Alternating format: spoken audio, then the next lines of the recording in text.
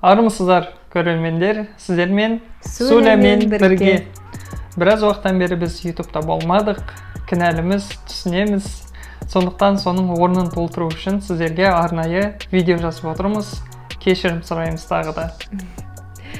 Ну а также мы хотели поблагодарить тех людей, которые смотивировали на данное видео. Спасибо, что вы у нас есть, спасибо, что вы нас хвалите за нашу работу, спасибо, что поддерживаете, это действительно очень бесценно. Сегодня 16 декабря. Бүгін достар, 16 желтоқсан, еліміздің, туған жеріміздің, Қазақстанымыздың тәуелсіздік күні. Бұл мейраммен сіздерді шын жүректен құттықтаймыз. Қайда жүрсек те, еліміз қандай болса да, бұл біздің туған жеріміз, еліміз, халқымыз. Сондықтан Қазақстанның тәуелсіздік күнімен тағы бір рет құттықтаймыз. Бұл біздегі бағалы, ең мағыналы, ең маңызды мейрам. Сондықтан еліміздің амандығы үшін, еліміздің болашағы үшін барлығымыз бірге бір тұтас болып, Қазақстан алға деп ұран қосып осылайынан жайбарақат, баяғы аталарымыздың айтқандай, ешкімге тиіспестен, ешкімге ұрынбастан әдемі күндерімізді осылай өткізе берейік. Наряду с этим год исполнился нам здесь, год ровно тому, сколько мы здесь находимся в США. Немножко, конечно, я сказала сложно, но в общем вы меня поняли. Ровно год мы находимся в США. Ура! Бір жыл бұрын, дәл осы күні біз Лос-Анджелес қаласына келген болатынбыз. Лос-Анджелесте азды көпті 3 ай өмір сүрдік, бірақ кішкене баға жағынан қымбат қала болғандықтан біз көп отырмастан Чикаго қаласына көшіп келген болатынбыз. Лос-Анджелесте біз CWC атты мектепте оқыдық. 1-2 күн жүргеннен кейін алғашқы көлікті алдық. Приуспен жақсы күндерді өткіздік. Жақсы көлік еді, бірақ өкінішке орай өміріміздегі ең алғашқы көлік апатына ұшырадық. Бізге ештеңе болған жоқ, уайымдамаңыздар. Біздің кінәміз емес. Бұл туралы сіздерге алдағы уақытта толығырақ басқа видеода айтып беретін боламын. Ең маңыздысы аман саумыз, алдарыңызда отырмыз. Сондықтан егер бұл туралы білгілеріңіз келетін болса, астындағы комментарий бөлімшесіне көлік туралы оқиғаны айтып беріңіз деп жазсаңыздар болады.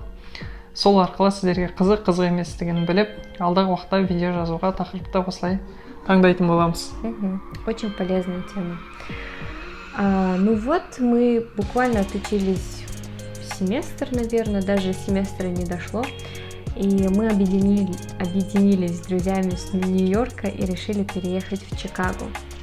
И о чем мы вообще не сожалеем.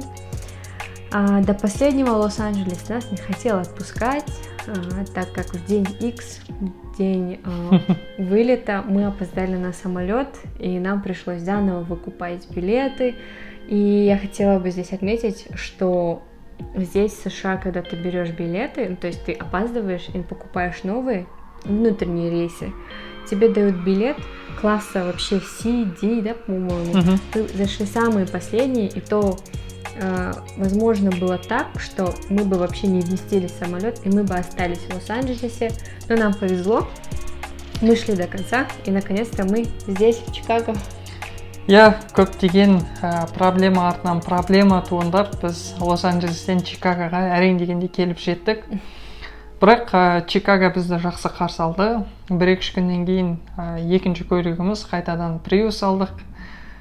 Күндер өтті, айлар өтті, көліктер ауысты. Осы уақыт 1 жылдың ішінде 4 көлікті ауыстырып үлгеріппіз. Жалпы қандай көліктерді міндім, олардың плюсы, минусы жайлы, гибридтер қандай көлік екендігі туралы, олардың қандай проблемалары бар, жалпы ақшта қандай көлікті қолданған дұрыс, сол туралы барлығын мен алғашқы видеоларда кішкене айтып өткен болатым, бірақ толығырақ видео жасауды ұйғарып отырмын. Сондықтан көлік туралы тағы бір видеоны бізден күтсеңіздер болады. Ну, а насчет школы, то мы сделали трансфер И наверняка многие из вас не знают или сомневаются в том, что как это выполняется, вообще этот процесс как проходит. Этого процесса вообще не стоит бояться. Многие переживают о том, что вот я поменял город, и при выезде или въезде в США у меня возникнут проблемы или дополнительные вопросы офицеров. Так вот, друзья, мы хотим вас заверить о том, что вообще не стоит ничего бояться, это делается абсолютно легко. Мы в старой школе сообщили о том, что нам сложно оплачивать и что нам финансово сложно дается вообще жить в Лос-Анджелесе, поэтому мы перевелись в Чикаго и даже перевелись на, то есть не то чтобы университет, это институт, и данное учреждение является на ранг выше, что даже очень круто для нас и для иностранцев вообще. Вот, это коротко о школе. Біз қазір Taylor Business Institute деп аталатын орталықта оқып жатырмыз. Бұл жерде жақсы өз ісінің мамандары да сабақ береді, басқа мұғалімдерді де кездестіре аласыздар. Соның бірі Хойт, тіпті орысша біледі, Мәскеуде тұрған екен. Жалпы Чикаго былай ұнап жатыр, өзімізге жағып жатыр. Бағанағы айтып өткен нәрселерге қосуға ұмытып кетіппін. Екінші көлікті Prius'ты алған кезде мен дилерлерден алған болатынмын, бірақ біраз уақыттан кейін бұл көліктің кейбір проблемалары шығып, көлікті сатуға тура келді.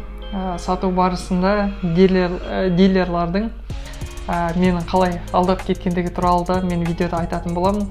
Өте қызықты видео болады деп сенемін, сондықтан күтіңіздер, лайк басуды, каналға тіркелуді ұмытпаңыздар. Обязательно. А также, наверное, такое самое масштабное мероприятие, которое здесь прошло, это выборы президентов. И данное мероприятие задело, наверное, не только нас, иностранцев, иммигрантов или вообще находящихся в США, да также и весь мир. Даже наши родители выражали свое переживание, свое волнение. Поэтому мы, как никто другой, на себе это ощутили и хотели бы тоже поделиться нашими ощущениями и вообще, как оно здесь проходят выборы. Жалпы сайлау күнін біз көп күттік, себебі Трамп өзі кетпес бұрын біраз нәрсені өзгертпекші болды. Оның ішінде осы коронавирусқа байланысты студенттер онлайн оқып жатқандықтан ақш-та тұрмай-ақ жалпы елдеріне барып оқыса болады деген сондай жарлыққа қол қойып, барлық студенттерді еліне қайтармақшы болды. Әрине бір студентке бұл жақсы, кейбіріне ақшалай қиындау деген сияқты. Әйтеуір барлығы бірігіп жатырып, Гарвард университеті бастап, барлық университеттер бірігіп, сотқа шағым беріп, әйтеуір дегенде студенттерді сақтап қалды. Сондықтан бұл сайлау студенттер үшін маңызды болды десек болады. И вообще для всех иммигрантов, в принципе. Дұрыс. Осылайша жалпы сайлау күні келіп жетті. Біз Джо Байденнің жеңетініне сенімді болдық. Оған басты себеп Джо Байденнің вице-президент ретінде Америка тарихында ең бірінші қара нәсілді азаматшаны таңдауы. Сөзіме мән беріңіздер, азаматша дедім. Бұл Америка тарихындағы ең бірінші вице-президент әйел адам болмақ. Мұндай қадам не үшін маңызды? Себебі жақындағаны өздеріңіз білесіздер, Америкада Black Lives Matter айтты, үлкен көтерілістер болып өтті. Қара нәсілді азаматтар өздерінің құқықтарын қорғау мақсатында көтеріліске шыққан болатын. Сондықтан осындай үлкен позицияға қара нәсілді азаматтардың келуі біраз ситуация дейміз ғой, соның барлығын орнықтыруға, тынышталдыруға үлкен өзінің көмегін беретін болады. Осылайша жақсы стратегиялық қадамдардың арқасында Джо Байден қазір президенттік мандатты ұтып алды. Осы 2-3 күн бұрын ғана 14 декабря. 14 желтоқсан күні барлық штаттардың электораттары бірігіп Джо Байденді ресми түрде ақш-тың президенті ретінде таныды. Неге бұл маңызды? Себебі біраз уақыттан бері сайлау өтіп кетті. Бірақ Трамп мойындағысы келмеді, мен жеңілмедім, сайлау әділетсіз өтті деп соңына дейін күресуге тырысып көрді. Бірақ Трамп кететін болды. 6 қаңтар күні жалпы Конгресс президенті бекітеді, 20 қаңтар күні инаугурация өтеді. Сонымен алдағы 4 жылда Джо Байден бізбен бірге болмақ.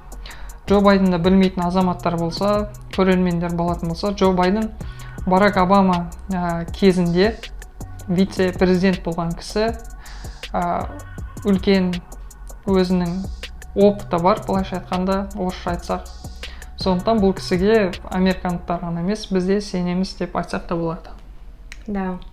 И обязательно напишите в комментариях, за кого вы болели и вообще, почему вы за него болели. Будет очень интересно почитать. И, в принципе, я хотела еще добавить о том, вообще, как проходило и как люди переживали, болели, выступали вот эти вот две партии. Поначалу очень было страшно, так как из-за того, что прошел вот этот вот митинг Black Lives Matter, закололи все витрины магазинов, все ожидали митинги, все ожидали движения, в общем. Хаос. Да. И нам было страшно, и поэтому мы рискнули и вышли на улицу после того, как объявили о том, что Байден выиграл. Но, к удивлению, в воздухе витало просто такое настроение, такое счастье.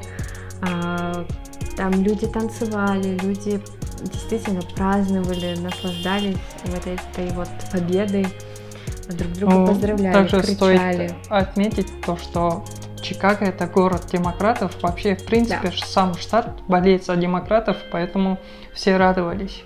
Да, но сами выборы проходили, в принципе, очень напряженно.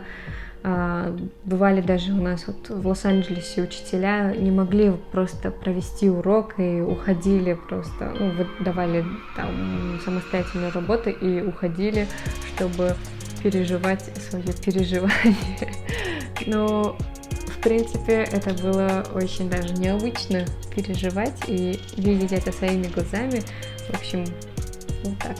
Я Америкадағы сайлау әрине өзгеше өтті, бәріміз қобалжыдық. Басында Трамп жеңіп келе жатты, одан кейін проценттік айырмашылық бойынша Байден алдыға шықты. Әйтеуір осылай өтті. Енді президент ретінде Джо Байденді таныды.